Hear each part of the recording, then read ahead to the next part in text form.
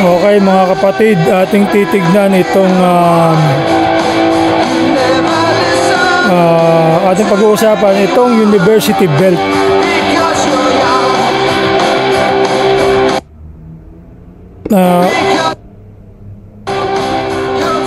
Bakit nga ba tayo ay naubusan na ng chapter sa University Belt?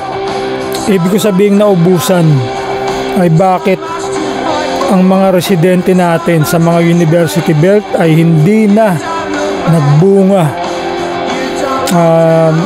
pawala-wala, papatay-patay, patulog-tulog. Bakit nangyayari sa atin ang ganun? Ano ang mga dahilan? May mga mangilan-ngilan, ewan ko sa PUP kung meron, pero sa IRIS meron, pero may nag-PM nga sa akin, naka-chapter ko, na nagtataka siya bakit yung mga SRB daw na nag-aaral doon galing sa ibang chapter ay ayaw nila magpa-welcome. Bakit? Anong dahilan? Ba't ayaw nyo magpa-welcome? Alam nyo kung kayo na-orient maigi sa mga chapters ninyo, ang pagpapa-welcome ay para maging masigla ang eskwelahan na pinapasukan nyo, ang chapter doon. Kailangan tumulong po tayo sa ibang chapter mga kapatid.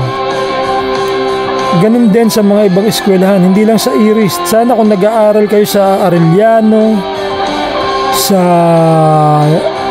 National University, ay kung ano, yung mga nasa U-Belt na yan, Claro M Recto, Centro Escolar, San Beda, kung nag-aaral kayo dyan, sana po ay bigyan ninyo ng panahon ng SRB para magkaroon ng mga residente at mabuhay ang mga chapter, yung tuloy-tuloy. Alam niyo mga kapatid, tayo ay napag-iiwanan na, sa totoo lang, ng ibang kapatiran. Tayo, wala tayong kakaso-kaso sa hazing.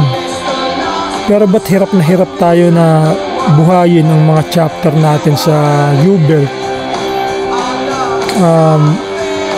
May ginagawa ba ang mga alumni associations? Ano po ba ang mga hakbang na ginagawa ninyo mga kapatid? At bakit hindi nagtutuloy-tuloy ang recruitment natin? Legal na po tayo mga kapatid. Pwede na tayong magpa-accredit sa ating school, mga schools sa U-Belt. Okay, masaya na po ba kayo na wala ng mga residente ang inyong chapter, na tuloy-tuloy siya, unti-unti na magfe-fade hanggang sa wala nang matitira sa inyo? Ganun po ba ang gusto ninyong mangyari? Wala po ba kayong mga plano na ibalik ang dating sigla ng University Belt school-based chapters? Hindi lang University Belt, pati sa Taft Avenue, kagaya ng PCU, Philippine Normal College, PICAT, TUP, Adamson, ano pa ba mga university dyan, diba? Sama na natin yung sa Quiapo, yung PCCR. Alam ko ang PCCR Upsilon, parang meron din dyan mga SRB. What about Piatti University? Yan, ang matagal nang wala akong naririnig na mga residente mula dyan.